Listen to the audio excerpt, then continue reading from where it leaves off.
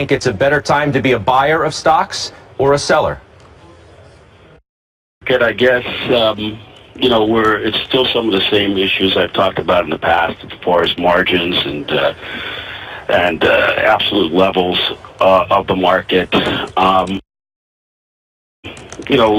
Levels being fairly fully valued market with margins that and absolute levels of the market. Levels being fairly fully valued market with margins that may be under pressure because of wages and now the dollar seems to be getting stronger again. So it's a difficult environment. It's environment that it probably would be okay, not great returns, but okay. And I think generally speaking, pretty cautious on the market, not outright bearish on the market. It's interesting in that let's say a week ago there seemed to be a view that there was this fraction within the Republican Party that maybe the market had started to entertain the idea of a Democratic sweep. And as that view has come into play, maybe the market has shown a bit of uneasiness with that. Is that what you're referring to specifically? I mean, how do you see the possible election playing out and how the market would react as a result? Well, for the top of the ticket down, or what are you asking me? Yeah, well, for the top of the ticket for certain, and then down. Right? There is the issue, and there's a point of view out there that if there is a Democratic sweep, the market would not exactly be so thrilled with that outcome. Is that fair to say? Yeah, no, I think that's fair to say. I mean, right now it looks like it looks like on the top of the ticket, Clinton has a lead. And as far as if it was a Democratic sweep, I mean, if you look at the betting odds right now, it looks like the Democrats are favored to win the Senate, and still the Republicans will hold the House. The Senate alone is a little bit concerning. You could have Bernie Sanders head of the Budget Committee right now. Obviously, I don't think Schumer would let Elizabeth Warren ever get near the Banking Committee, but who knows? So, you have some issues there. And the Republicans being the last sort of, defense against that agenda. However, there is still the question of, even if the Democratic sweep, you still have the possibility of filibuster and in the Senate. So there would be a last defense against sort of an agenda that may be highly regulatory, highly anti-bank, highly anti-pharmaceutical. So, I think it would be good if this is purely from a market perspective. It's not my views. You can ask me about those if you want, but on the election. But, I think that the market would still prefer, obviously, Republican Congress and the Democratic president and probably a Republican Senate if it could get that way. But it looks like the Senate's not going that way. So the market's kind of dealing with that. I think you get some of those moves right now, and people would have to make their own decision where they think the market goes. And it's really regulations and what happens there, and some of the other things that would happen or not happen. And then on the other side, it might be what happens with fiscal spending if you have a sweep. Do you have a really lax fiscal spending, and that would affect the bond market, which may affect the stock market, but may be actually good for equities too. So at the end of the day, but I think it would cause, the regulatory problems and the other problems of who gets what committees would probably not be good if it goes that way. So it depends. Are you one of these guys with a lot of cash on the sideline waiting to put it to work? Are you looking for opportunities to buy stocks? Or are you more looking for opportunities to lighten up positions because you're uncertain about how the world looks from a political standpoint and elsewhere? We're pretty light in the stock market right now, and we have a lot of cash. We're probably more positioned in the bond market right now. I think that if it changed a little bit, I just don't see the market having the ability to move up that much. I think it will go higher if you get a desired outlook, but I think the upside downside, given some of the other things I touched on before, is not the most favorable I've seen. However, as typically the markets go up, so more stock markets go up over time, but it's not a great environment. So, I mean, you're talking margins issues there. I mean, the dollar and the sort of the rapid move that we've seen back yet again with the dollar rising could be an issue, and here we are just getting into the throes of earnings season. Yeah, listen, you have that, and you have this election, which is not nothing. I mean, unfortunately, it's, you have a fairly bad choice at the top that's affecting things. I mean, you have one person with a questionable judgment, and the other person that may be demented, narcissistic, and a scumbag. Not saying which one's which. You can make your own decision on that. So it makes it a very difficult choice for, things. And I think it puts a pill over everything. So I was going to leave it. I was going to ask you which candidate you were supporting, but I guess you've left it to the imagination of our viewers to come up with the answer to that question. Are you supporting? They can figure out which one's which. So. Yeah. Are you supporting one over the other? No, I haven't supported either one. I'm totally, as far as support, I'm sitting on the sidelines. I'll probably vote for one. I'll vote at the end of the day. I'm in Florida, so my vote counts. Let's talk bond market. What do you make of how yields have backed up a bit? There's been a lot of Fed speak. In fact, well, this is where I'm a little bit more comfortable talking about this because I definitely have more of an opinion, and on this. Not that I don't have an opinion on the stock market. I just don't feel it being involved here. On the bond market, I mean, you have two different things have recently happened, I guess. One, you had Japan tapering back their purchases of their long end a bit. And just Friday, as I think you mentioned earlier in your show, Yellen was on the tape talking about things running hot, and that's probably a little bit more accommodation on the front end, but that makes a little bit more inflation, so you should have a steeper curve. And then late Friday, I think the Wall Street Journal did an article with Dudley saying that 10-year yields may be too low. So I kind of like to listen to what people say.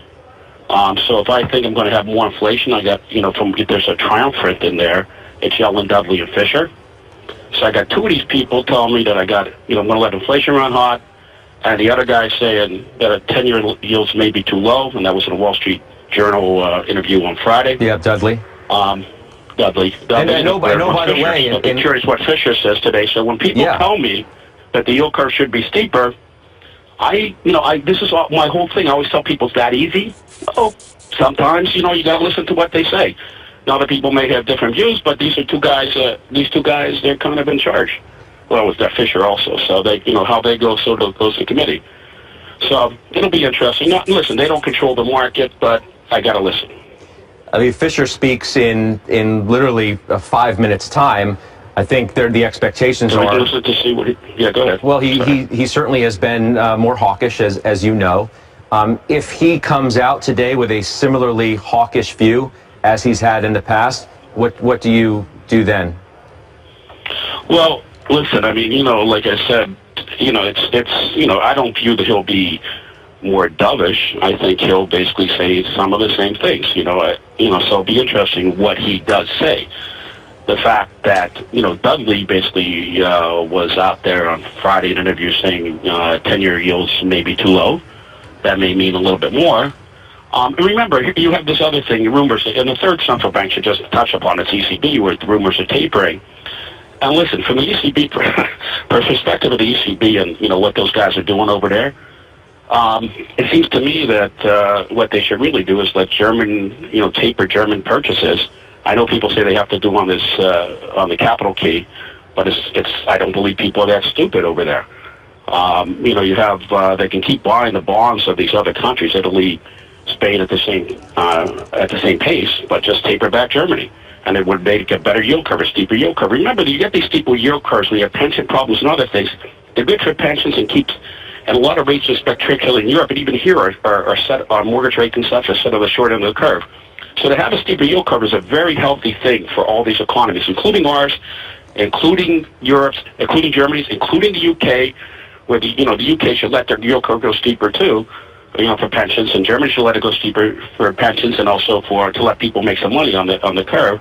And there's no reason why they should buy bonds. So it's an interesting thing. If you look at logic, and you have to make an assumption that Germans don't want to do logic, they should taper back their purchases. Now, maybe that logic doesn't carry a day, but I like to use logic usually. Are you? So I have three different central banks that should be looking for steeper yield curves. So I'm kind of thinking, why don't I look for steeper yield curves? Are you shorting treasuries? Are you shorting bonds? I'm not long them. Listen to me. I'm not long them. I sort of got that idea. Notion that Yeah. Paul Singer has said that we're sitting on the biggest bond bubble in history. Do you agree with that? Look, bond bubbles, I mean, listen, the bonds are probably elevated levels, but it doesn't take much. If you look at, you can turn on your machines in the offices. Look where we were in 2015. And look where the economy is in the U.S. and such. We're getting 2% plus inflation on CPI. We're going to be at 2% in PCE, the Fed's choice. Look where bond yields were much, not full employment levels last year. They were 2.25, 2.5 in 2015. So bond bubble, maybe they should go back to 2.25, 2.5. Maybe the sterling with 2%, crazy break-even inflation shouldn't be sitting there at 1% on a 10-year. Maybe bonds shouldn't be at 0 or 6 basis points, wherever the hell they are today, or wherever the heck they are today. So, I don't know. It just seems like it makes too much sense from a policy standpoint to have a steeper yield curve. From the banks in Germany, from the pensions in Europe, to pensions in UK, and remember that those mortgages are set on the short end of the curve, so maybe you do get them letting things run hot, but that yield curve should get steeper, and you have a Dudley on Friday saying that he thinks 10-year yields are too low. And I'm too stupid for my own life, okay? That's what I know. The markets are smarter than me, but I also listen to these guys. Right. So do you think then the Fed makes a move on rates before the end of this year? And if so, how does the stock market react to that? You're telling me, so let's just say, will they make a move if I get a Republican Congress and a Democrat at the top of the ticket and the stock market holds in, more or less? Yes. Will they make a move if I get a Democratic sweep and the stock market goes down 10%? No. So you got to be, they say financial conditions. You know what they actually may mean? Let me think. That would be financial conditions. So it's true. I mean, if you do get a market that's more or less within this range, 2, 3, 4% difference one way or the other, I mean, I'm sure they probably will raise rates. We're at a point where they should raise rates. If you get a market that goes down because you get some uncertain election outcome,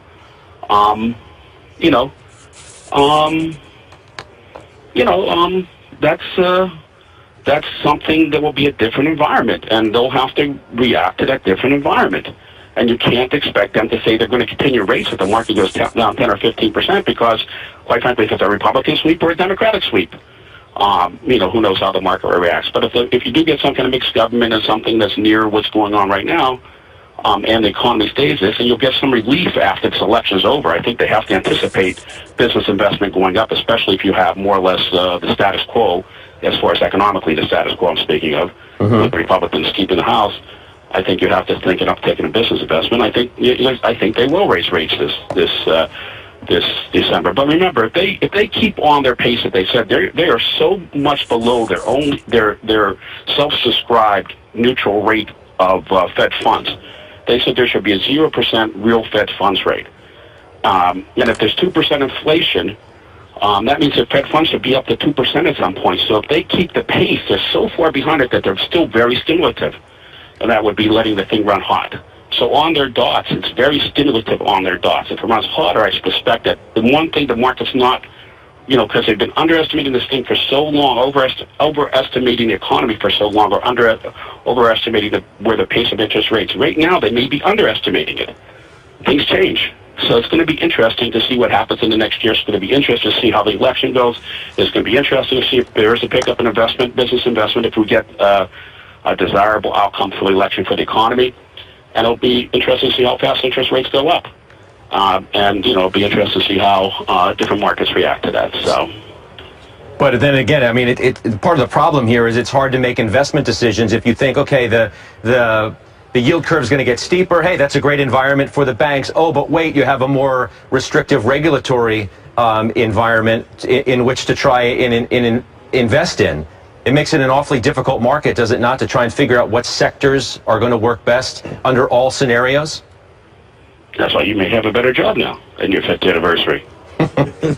You may have a tougher one. Maybe.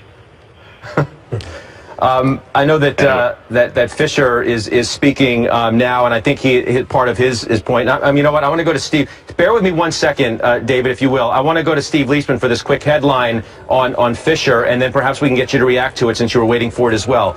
Steve? Yeah, you guys did a great job previewing it. Stan Fisher, the Fed Vice Chair, warning of the danger of low rates, saying low rates can lead to longer, deeper recessions if the economy is hit by a shock. He says low rates can threaten financial stability, though he says there's no evidence right now to show there's a heightened threat of financial instability. Points out the economy is more vulnerable because of low rates, and that central banks' ability to combat recessions are limited in that context. He does point out the Fed doesn't control all of the factors depressing rates. Technology and demographics he points to, along with weak economic growth, as big factors. Scott, I think it's important to point out you had a Fed chair on Friday talking about running the economy, a high-pressured economy, one with low interest rates, and here is the Fed vice chair talking about the issue and the dangers of low rates. So he does not specifically relate it to a preference for monetary policy, but I think you can read between the lines here. Scott, back to you. Yeah, Steve, thanks. David, you want to have a reaction to at least some of what you've heard from Steve Leisman before you've had an obvious chance to go through the entire text of what Fisher's saying? No, listen, I think that, you know, in general, there is still, I would still, sum it up in the same way. I think these guys would love to see a steeper yield curve for the protection of all different things in this marketplace. Now, whether they can get it or not, they can't control the long end that much. That's something different. So he's afraid of too low rates in general. You have Rosencrantz talking about too low rates, and that's really the longer end of the curve. So I think they're nervous about, things getting too hot, through there. And like, again, you have institutionally 3 central banks I don't know about the ECB. I think they all want, a steeper yield curve, higher back end rates. Listen, you have Jeff on later, Gunluck on later. He may have a different, a different opinion one way or another about that, but I think that they're giving you a pretty clear sign of what they would like. They can't necessarily get it, but that's what they would like, and I think Fisher's playing right into that too. Yeah, for certain. David, I can't thank you enough for the time that you've spent with us today, and I hope that we get to speak again soon. Well, listen, when you have your 10th anniversary, that will be your next chance. I'll talk to you later. All right, well, you better have some more good stuff in 5 more years. All right, I'll try. All right. Yeah, take care. That's David Tepper, of course, with Appaloosa Management. He is, as you know, the founder. You want to comment, Steve? I know you know David well, obviously, and you've said that often. But what do you make of his view? Well, crystal clear as usual, from a guy who goes across all asset classes, all geographies, sees it all, and I think very succinctly puts out there that it's a very, very difficult time in the market.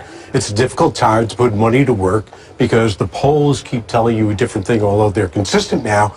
And for people that, I know I get questions, why is biotech acting like it is? Why is pharma acting like it is? It's acting like it is because now it looks like Hillary's going to be in office. So you have to read the cues from the market, from the election rather, and that's probably weighing heaviest on the market of anything.